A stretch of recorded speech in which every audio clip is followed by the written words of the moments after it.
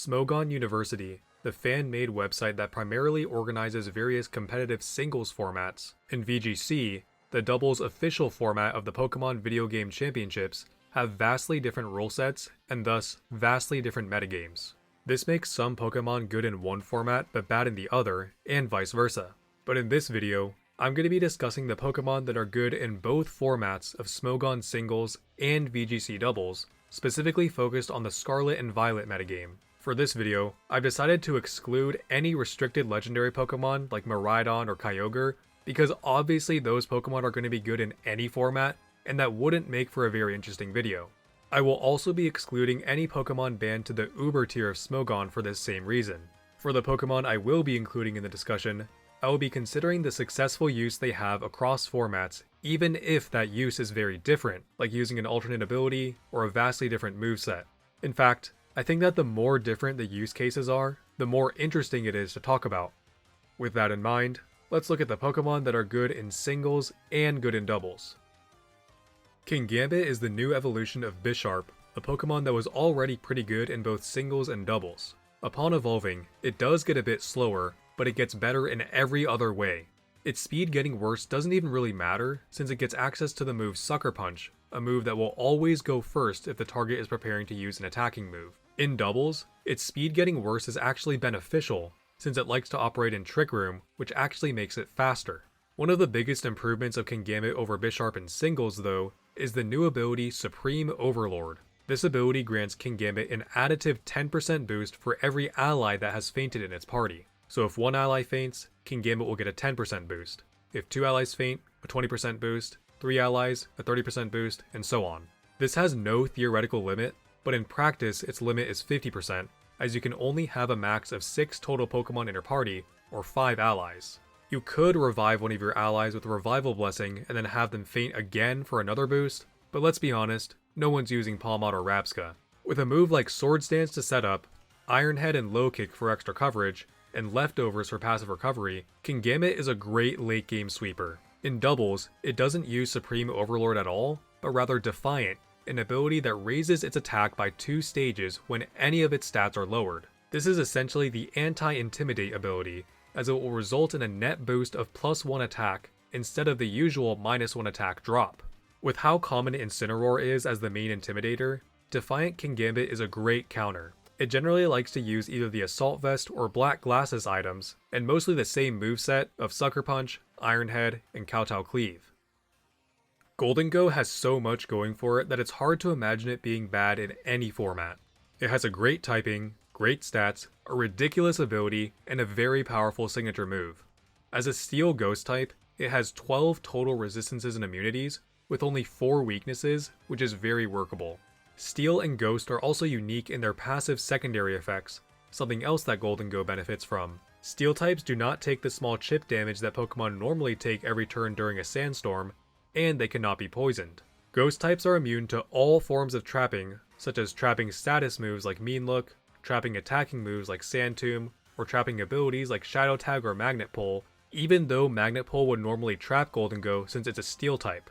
If this wasn't strong enough, Gholdengo is also immune to all status moves. This means it can't be put to sleep with Spore, it can't be taunted, it can't be disabled, it can't be encored, or any other status move. In singles, one of its main draws is blocking nearly every form of hazard removal. It's immune to Rapid Spin due to its Ghost typing, it's immune to Mortal Spin due to its Steel typing, and it's immune to Defog from its ability. With a very high special attack, great defenses, and workable speed with some speed control, Gholdengo is very threatening in any format.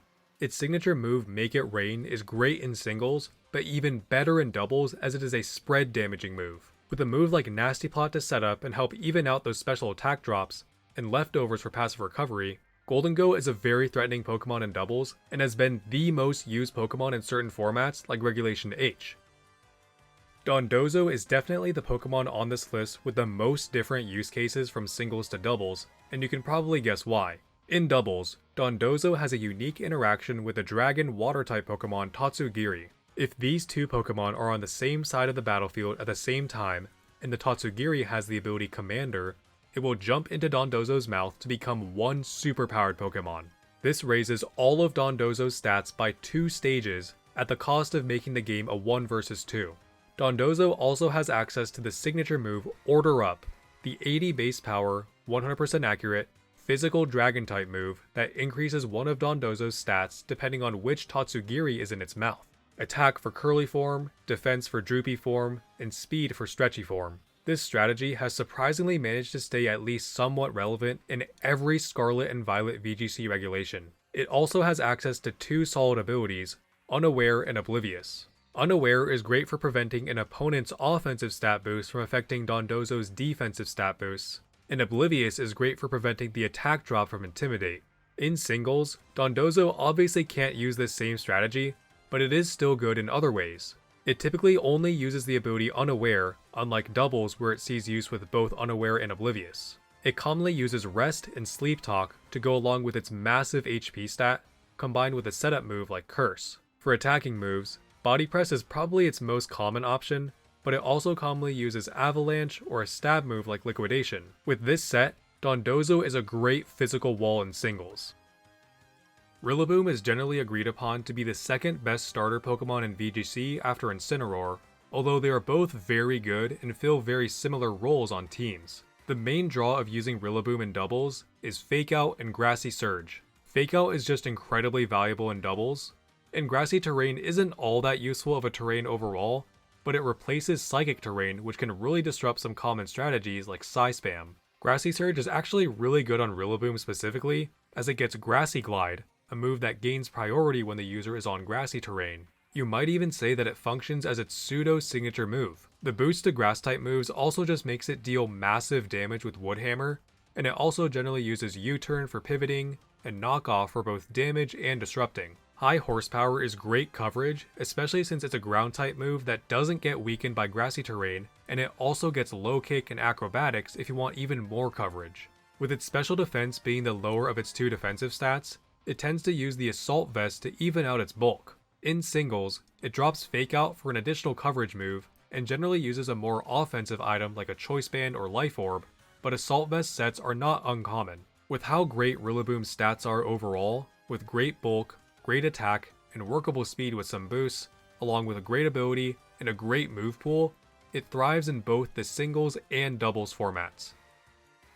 Dragonite is a Pokemon that received a few minor buffs here and there between generations that really added up to making it a very threatening Pokemon in Scarlet and Violet singles and doubles, like the buff to Inner Focus, the introduction of the Heavy Duty Boots held item, and the introduction of Terastallization. In singles, it likes to use the ability Multiscale, which halves the damage it takes when its HP is full. Combined with the Heavy Duty Boots to ensure it takes no damage on switch-in, this allows it to stay alive longer, which can help when setting up with Dragon Dance, or just for increased survivability overall when using Extreme Speed, Outrage, Earthquake, Fire Punch, or Ice Spinner on a Choice Band set. Since Dragonite already has great natural bulk and just great stats overall, it is very versatile, but will generally be some kind of bulky attacker. In doubles, it sees use with both Multiscale and Inner Focus, and usually likes to use the Choice Band. Inner Focus is especially good since it blocks the attack drop from Intimidate and flinching from Fake Out, both very common disrupting strategies in doubles. It is notorious for pairing well with Chen Pao and spamming Terra Normal Extreme Speed, which can actually one-shot a decent amount of mons that don't resist it. Outside of formats where Chen Pao is legal, Dragonite is still a very strong option, and it pairs well with Pokemon like Amoonguss, Gholdengo, and Rillaboom. For the last 2 entries, I'm going to be including Pokemon that won the popular vote in a community poll I did when making this video, which are Landorus-Therian and Raging Bolt. I could talk about a lot of non-restricted legendaries and Paradox Pokemon, like all of these ones on screen, but I wanted to limit myself to only talking about a few of them, since legendaries tend to be very good in general, and I don't think it would make for a very interesting video if they were the only entries on this list. This is the same reason that I am excluding any restricted legendaries and any Pokemon at all that are banned to the Uber tier of Smogon at the time making this video. That being said though, Landorus-Therian and Raging Bolt have been so incredibly good in both singles and doubles that I felt they would be the most interesting to talk about out of any other legendary or Paradox Pokemon. Anyway, let's start off with Landorus-Therian. If I were to choose one Pokemon that has had the most dominance in both Smogon singles and VGC doubles throughout the generations, it would most definitely be Landorus-Therian. While it has cooled off a bit in Scarlet and Violet, it is still very strong. It has great offensive stats and great offensive typing, and although it lacks a good physical flying type move, Terra Flying Terra Blast now exists for it to use in Scarlet and Violet. In doubles, it usually likes to use either a choice item or Assault Vest and spams spread moves like Rock Slide and Earthquake, and single target moves like Stomping Tantrum and U-Turn for pivoting. Intimidate is great for damage control since it lowers the attack of both opponents in doubles. When combining its natural bulk with an item like Assault Vest, Landorus can take a lot of hits for a mon that is typically more oriented towards offense. In singles, it has mostly the same moveset, but also likes to use Stealth Rock for hazard setting and a more defensive item like Rocky Helmet. It even sees use as a mixed attacker at times, using moves like Grass Knot and Earth Power for any especially strong physical walls. It's also worth mentioning that since Landorus functions as the master of the forces of nature, it has a slightly higher base stat total of 600 rather than 580 like the rest of them, which isn't a big factor, but it is another factor contributing to Landorus' success in both singles and doubles, really the only one of the quartet that thrives in both formats. For the last entry, we have the ancient paradox form of Raikou, Raging Bolt. Raging Bolt is one of the best, if not the best, paradox Pokemon in Scarlet and Violet, arguably becoming more dominant than Flutter Mane in VGC. It has absolutely busted base stats, with great bulk and great special attack. While its speed isn't great, it makes up for that with its signature move, Thunderclap, a 70 base power, 100% accurate, special electric type move that hits with increased priority as long as the target is readying an attacking move, but fails if the target is not.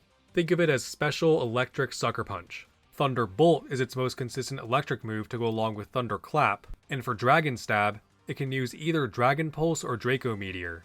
Its typical movesets from singles to doubles are very similar, with doubles typically throwing on Protect as its fourth move, and singles typically throwing on Calm Mind as its fourth move. As it is an ancient paradox Pokemon, it can have its highest stat boosted by either Harsh Sunlight or the Booster Energy held item, which is its most commonly used held item. In singles, Heavy Duty Boots and Choice Specs are great alternates, while Assault Vest, Life Orb, and Leftovers are great alternate held items for Raging Bolt to use in doubles. Due to its great bulk, great special attack, and great stab attacking moves, Raging Bolt thrives in both singles and doubles.